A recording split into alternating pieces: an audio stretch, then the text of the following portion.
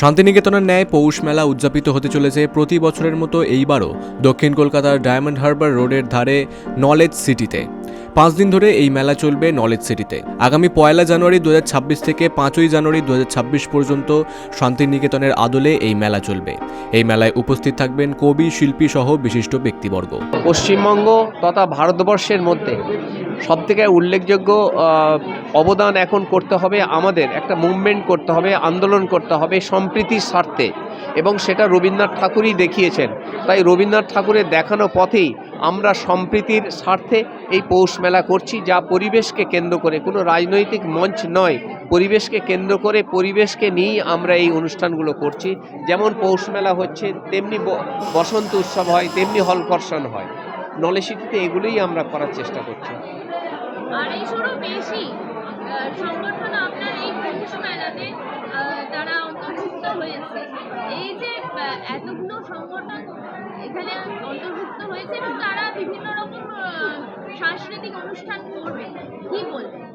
দেখুন, এবছরে 250 নয় 235টা সংগঠনকে আমরা নিয়ে অনুষ্ঠানটা করছি। সাংস্কৃতিক সংগঠন যারা বিভিন্ন কালচারের বিভিন্ন অনুষ্ঠানগুলো করে আসছে, তাদের আমরা আমাদের কবিতা, নাচ, গান এই সমস্ত নিয়েই আমরা অনুষ্ঠানগুলো করছি।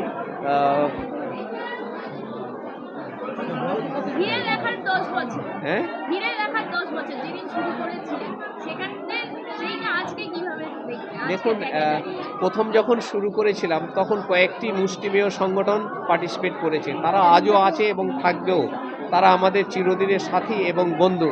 কিন্তু আজকের অনেক সংগঠন এখানে আসছে, যারা শান্তিনিকেতনে গিয়ে পৌষ মেলায় অংশগ্রহণ করছে কিন্তু সাংস্কৃতিক অনুষ্ঠান করতে পারে না।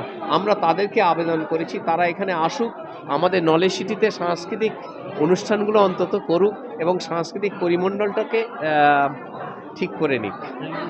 শান্তিনিকেতন গড়ার যে লক্ষ্য আপনার ছিল, এই নলেজ সিটির যে সময়টা এত বছর 17 থেকে 16 থেকে, সেই চড়াই উতরাইটা কেমন ছিল একটু যদি সংক্ষেপে বলেন। দেখুন, নলেজ সিটির চড়াই উতরাই বলতে আমরা যখন শুরু করেছিলাম তখন আমাদের কিছু নিজস্ব জমি ছিল। সেই জমিগুলোকেই আমরা শিক্ষাকেন্দ্র হিসেবে গড়ে তোলার পরিকল্পনা নিয়েছিলাম। যেহেতু আমি রবীন্দ্রভারতী বিশ্ববিদ্যালয়ের সঙ্গে যুক্ত ছিলাম, ফলে রবীন্দ্রনাথের চিন্তা ভাবনা তো আমাদের মধ্যে প্রভাব ফেলে। ফলে শান্তিনিকেতনের মনোভাবটা আমার এখানে গড়ে তুলেছে এবং আমি ওইভাবেই আমার যে সমস্ত শিক্ষা প্রতিষ্ঠানগুলো আছে সেখানে শান্তিনিকেতনের যেমন পাঠদান হয় সেরকমই করা হচ্ছে।